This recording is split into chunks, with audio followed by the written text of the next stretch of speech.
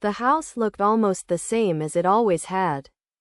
The garden out front was a little overgrown, the hedges slightly unruly. But it still carried that familiar weight. The kind of weight that you feel when you've been around something long enough for it to become part of your bones, part of your memory. I hadn't been back in months. Not since she moved in. Since she had taken the place I thought was mine. When my mother died, I thought the house would stay the same.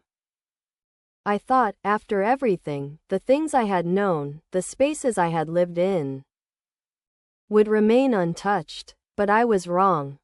As soon as she came into the picture, the house started to change. Slowly at first, subtle rearrangements that I convinced myself were nothing. New furniture here. Fresh curtains there, things my father must have wanted to update. But over time, it became harder to ignore. The house didn't feel like home anymore. It didn't feel like mine. One evening, I decided to go back. To see it again. To face what I had been avoiding. I stood at the front door, my hand hovering over the doorknob. The house was still, the air heavy with a kind of silence that made the place feel more like a tomb than a home. I could see the faint light from inside leaking through the cracks of the blinds. My heart was racing in my chest, not with fear, but with something else, anger, perhaps. But also something deeper, something I hadn't been willing to face until now.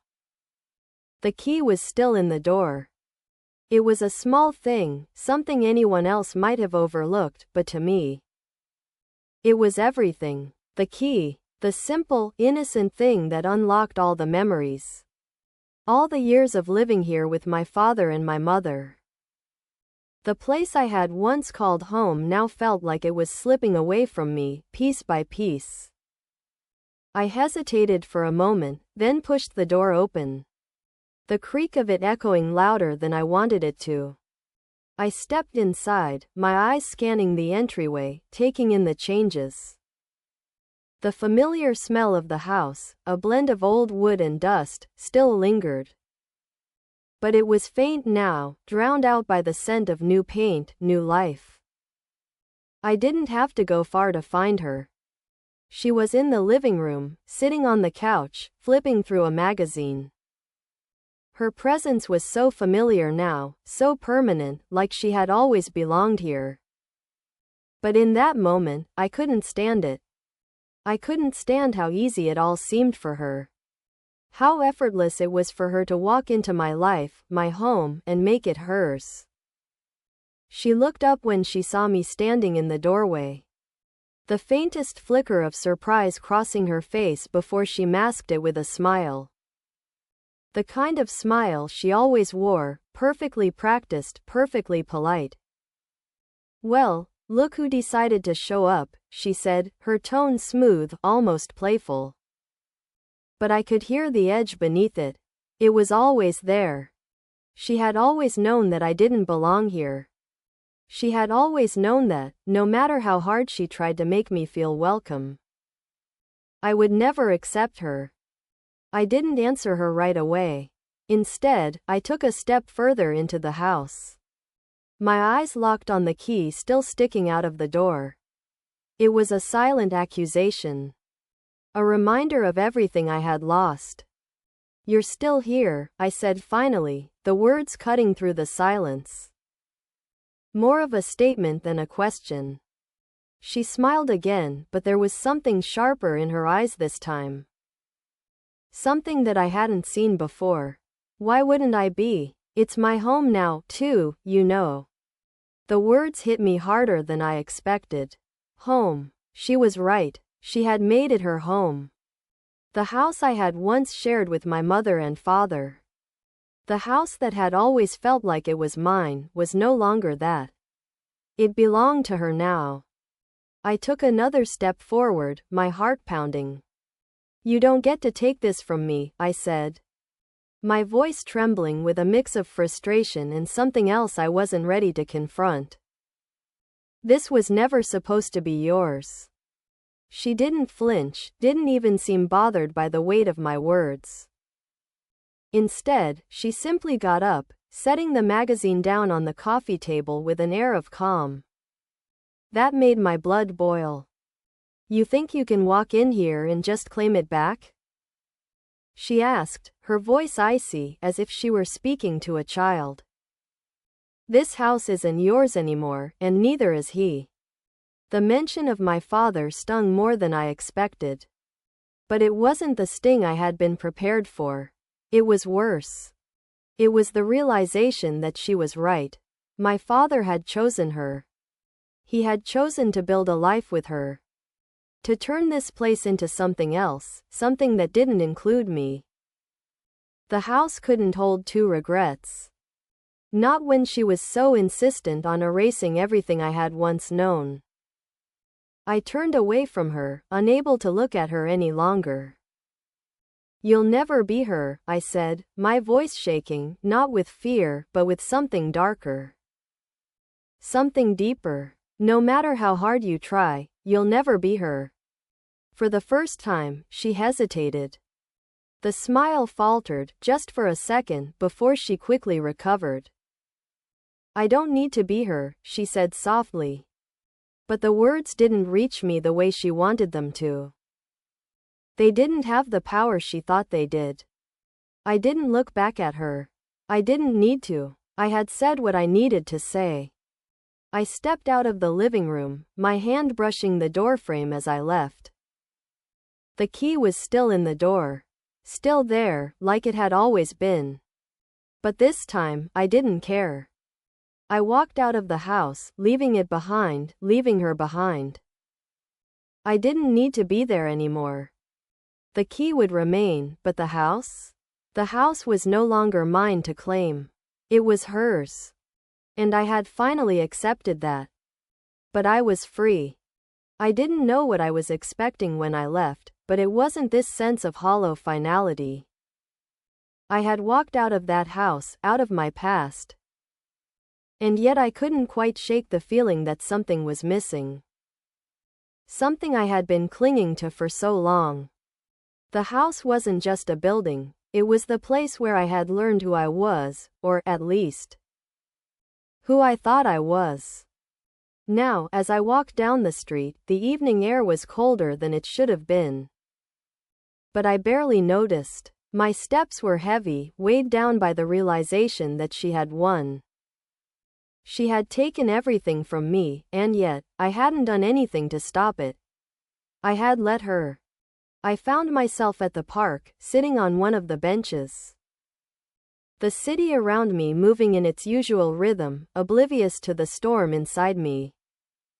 I tried to steady my breath, tried to think rationally, but it wasn't working.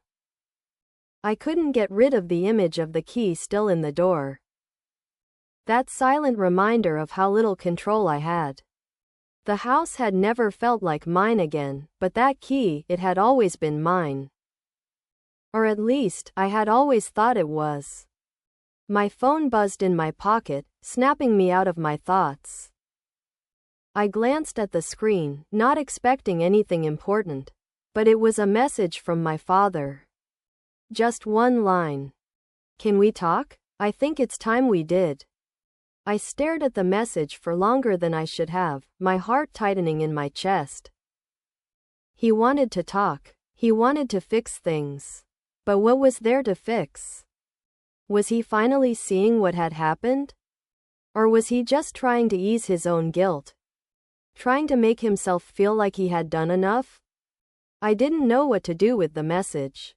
I didn't know if I was ready to face him again. I didn't know if I ever would be. I put the phone back in my pocket, standing up from the bench with a sense of finality. I couldn't go back to that house, not in the way he wanted. Not while she was there, while the house had been turned into something else.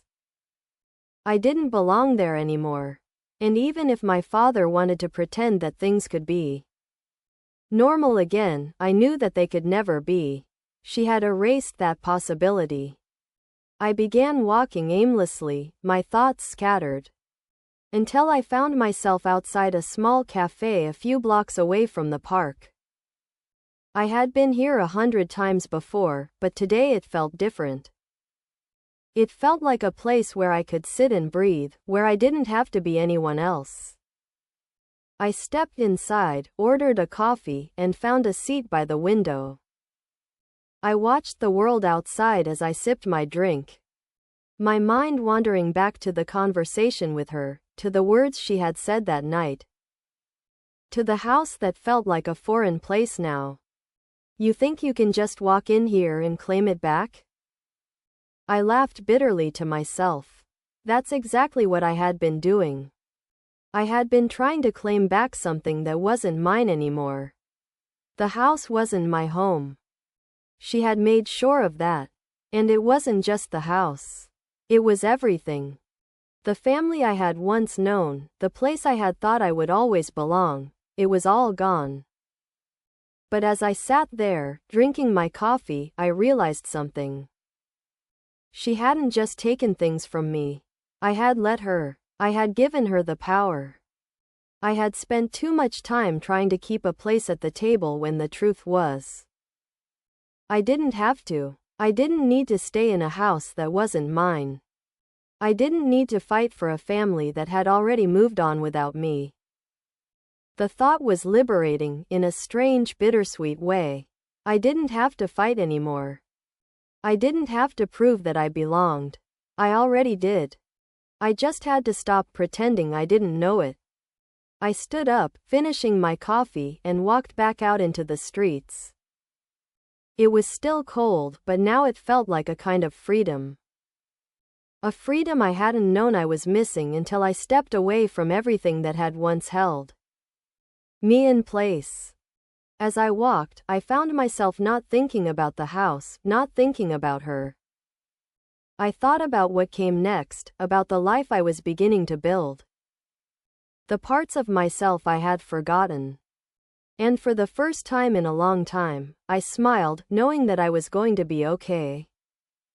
The days after that evening felt almost surreal. Each one passed by in a blur of newness. As if the world had shifted just enough to make everything feel unfamiliar and yet oddly comforting. I had taken my first steps into a life where I wasn't defined by the house, by the lies, or by anyone else's expectations. It was just me now, walking down a path I had never fully seen before, but one that I could finally call my own.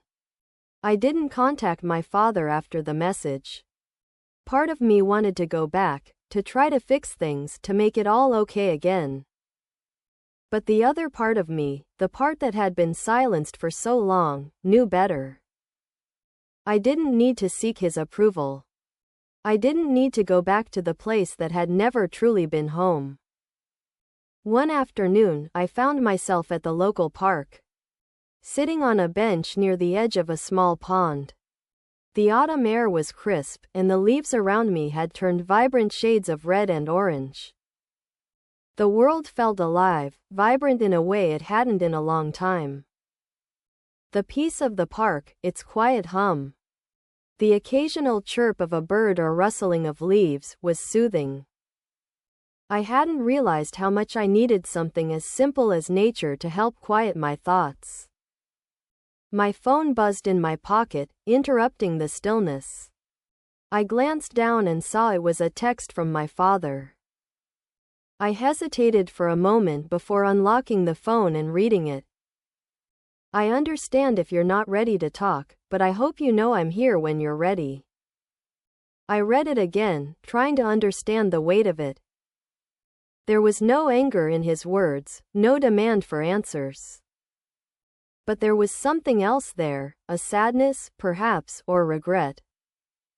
I realized that maybe, just maybe, he wasn't expecting me to fix everything for him. Maybe he was waiting for me to finally fix myself. I put my phone away and leaned back on the bench, staring up at the sky. The truth settled into me with a heavy sigh. I had spent so much time running from the past, from the house, from her. That I hadn't realized I was running from myself too. The house might not have been my home anymore. But that didn't mean I couldn't make a home for myself somewhere else. I wasn't defined by the things I had lost. I wasn't defined by the walls of a house or the people who tried to erase me. I was who I chose to be. Later that evening, I found myself sitting at the same cafe, sipping tea and watching the world go by. I felt lighter than I had in months. But there was still a lingering weight to the memories, something unfinished. She had left a mark on me, not just on the house, but on the way I had lived. The things she had taken, my sense of belonging, my family, my place, had left scars. But those scars didn't define me. They were just a part of my journey, a part of my story. As I sat there, reflecting, I realized that I wasn't afraid anymore. Not of her, not of my father, not even of the life that awaited me. I had spent so long waiting for the world to give me permission to move on.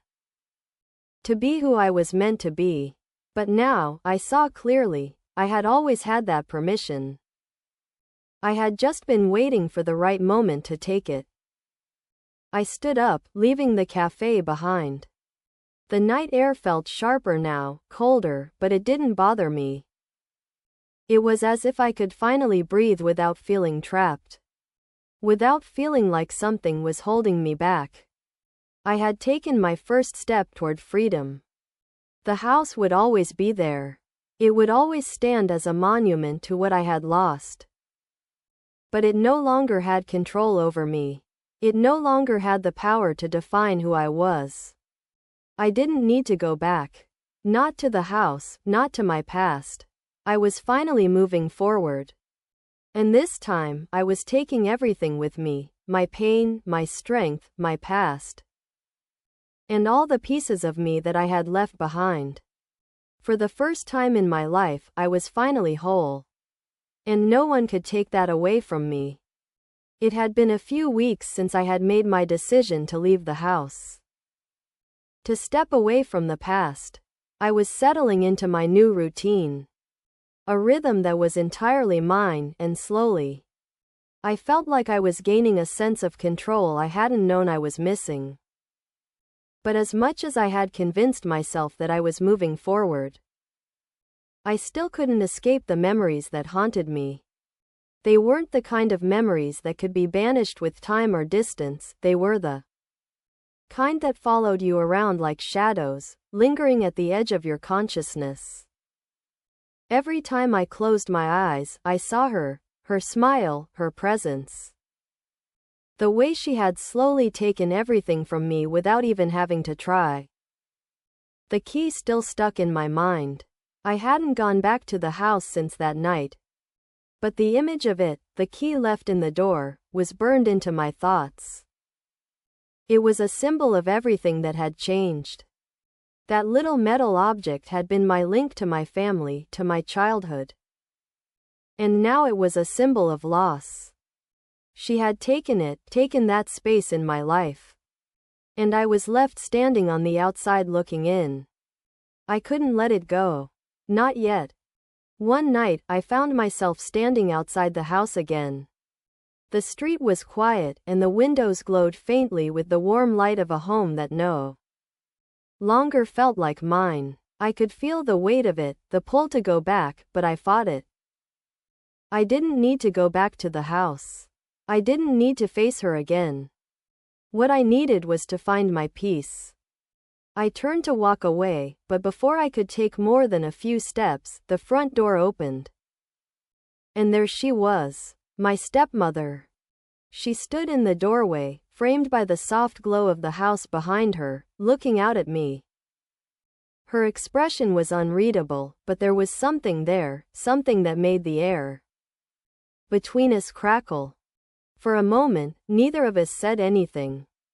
The silence stretched on longer than I cared for, until she finally spoke. Her voice soft but laced with something sharp. "You really can't let go, can you?" she asked, the words cutting through the cool night air. I felt a surge of anger, of frustration, and for a second, I wanted to lash out. To tell her how much she had taken, how much she had destroyed. But instead, I forced myself to stay calm. To stay steady. I was done being controlled by her, by my memories of what once was. I'm not here to fight with you, I said, my voice steady. I'm just here to be free of what you've taken from me. She stepped out of the doorway, closing the distance between us, her gaze intense. For the first time, I saw a flicker of something that wasn't just coldness. It was something like regret. I didn't want this, she said, her voice almost too quiet. I never wanted you to feel like you didn't belong. But you made it so difficult.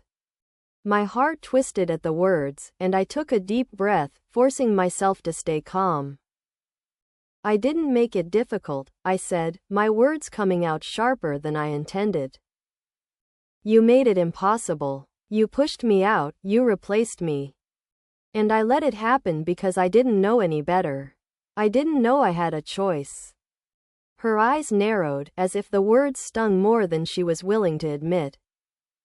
She looked away, her gaze lost for a moment, before she looked back at me. You've always had a choice, she said, her voice softening slightly. You just didn't know how to use it. I was quiet for a long moment, considering her words. I had spent so much time angry, so much time blaming her for everything that had gone wrong. But now, standing here, in front of her, I realized something. She was right. I had always had a choice. I had always had the power to take back what was mine. I've let you take everything from me, I said, almost to myself. But I'm not going to let you take any more. This house, my memories, they belong to me. I'm done pretending they don't. Her expression wavered, just slightly, as if my words had broken through something. But she didn't argue, didn't fight back. She stood there in silence, her eyes locked with mine.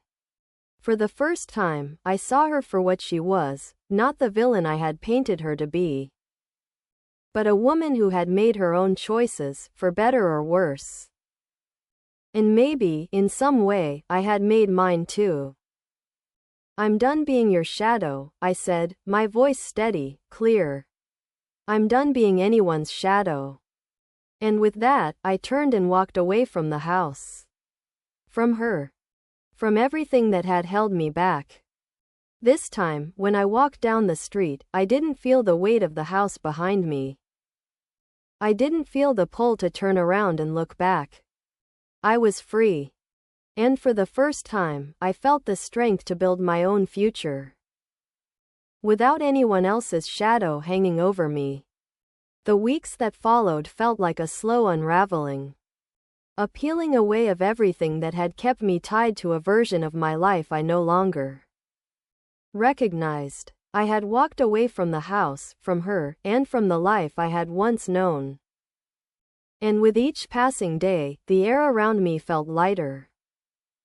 The memories, once sharp and painful, faded into something more manageable. Like old photographs whose edges had started to fray. The freedom was intoxicating, but it wasn't without its challenges. The absence of the house, the absence of everything I had thought was a part of me, left a hollow space that I wasn't sure how to fill. I knew I needed to find something else, something of my own.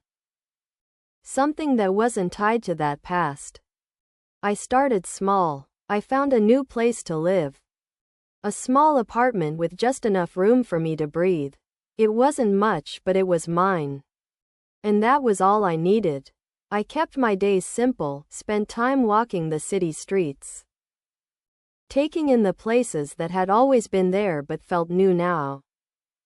There were coffee shops, parks, bookstores, things I had passed by without ever really seeing. One afternoon, as I sat in a small cafe near my new apartment, sipping a cup of tea, I caught a glimpse of my reflection in the window. For the first time in a long while, I didn't recognize the person staring back at me. She looked different, not broken, not lost, but whole. The person I saw wasn't the version of me that had been tangled up in the house. In her presence, in my father's absence. The person in the reflection was someone who had finally let go of everything that had been holding her back. I wasn't the same anymore. The phone buzzed in my pocket, breaking my train of thought. I fumbled for it, expecting it to be an unsolicited message or something equally trivial. But when I saw who it was, my breath caught in my throat. It was my father. I stared at the screen for a moment, unsure of what to do. I had spent so much time avoiding this moment, avoiding him. Avoiding the question of what we would become after everything had fallen apart. But now, as the phone sat in my hand, it didn't seem as terrifying as it once had. I answered it, taking a deep breath before speaking. "Dad?" There was a pause on the other end. A soft sigh that seemed to carry the weight of so many unspoken words. "Hazel, I've been thinking about you a lot. I know I've made a mess of things, and I don't expect anything from you. I wanted to say I'm sorry. For everything." His voice was quiet, thick with emotion, and I realized that this apology wasn't just for me. It was for him, too. He had been carrying this weight for so long. A weight I had only begun to understand after I had let go of everything that had kept me anchored in that house. "I know," I said, my voice steady, though there was a lump in my throat. "I know, Dad. And I'm sorry too, for how things turned out." There was a silence, long and heavy, but it wasn't uncomfortable. It was a silence that spoke volumes about the distance between us. About the things we had both lost, and about what could never be recovered.